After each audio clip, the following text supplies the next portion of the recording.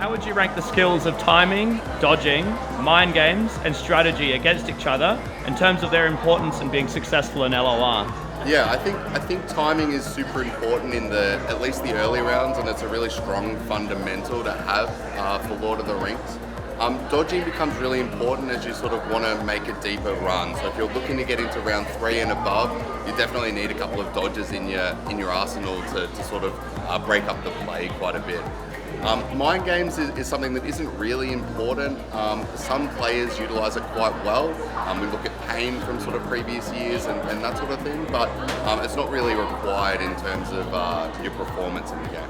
Yeah, what about is there any overarching strategy that you think that's really important?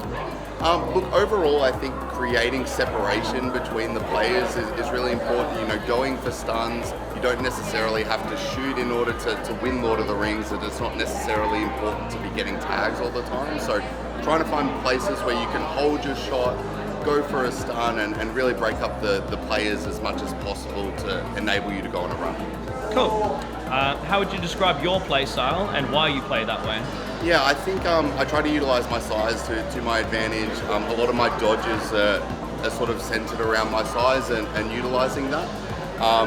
Yeah, it's quite dodge heavy, but it's also I'm always trying to create that separation. So you'll see me holding shots, or there'll even be periods of time where I don't even fire the trigger. But that's all about creating space as the main piece of strategy. Cool.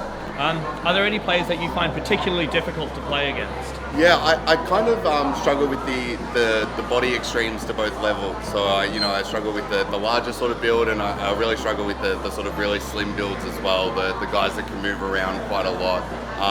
You kind of have to adapt your play style quite heavily in order to sort of beat those players, and especially if you've got both of them in the ring at the same time, you're sort of switching between two play styles frequently. It can be a bit of a challenge for sure. Yeah.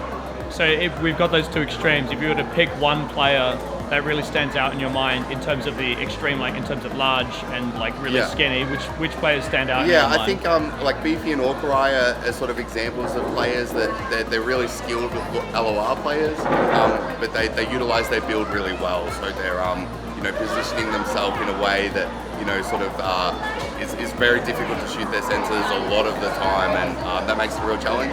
On the sort of smaller extreme, Husky and Wax are sort of key examples. Again, really skilled LOR players that have a lot of dodges in their sort of move set, and they utilize their sort of long arms, that sort of thing, really well in LOR.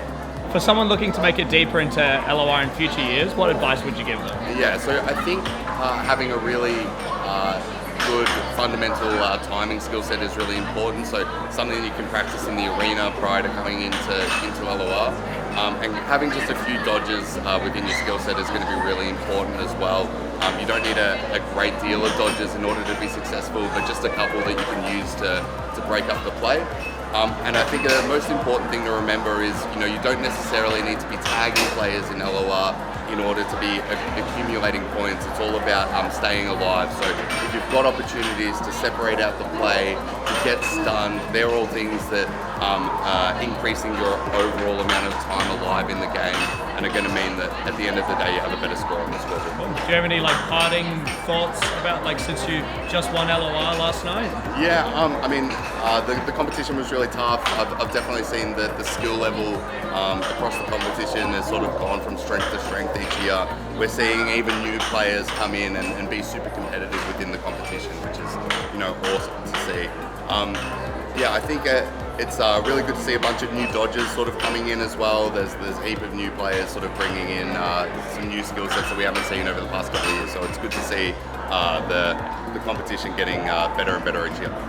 Yeah, I was recently informed that today, this night's actually marked the 10-year anniversary since we first started playing Lord of the Rings at Nationals. How many of those years have you played, and what's the difference been across those years? Yeah, so I sort of started in Canberra was my first year, back on Nexus. I believe it was the last Nexus year. We've sort of seen the competition change based off the system that we've been playing on. But overall, each year the competition just gets better and better. It's super good to see. Yeah, cool. Well, thank you very much, Ginny, and congratulations on winning Lord of the Rings 2022. Appreciate it.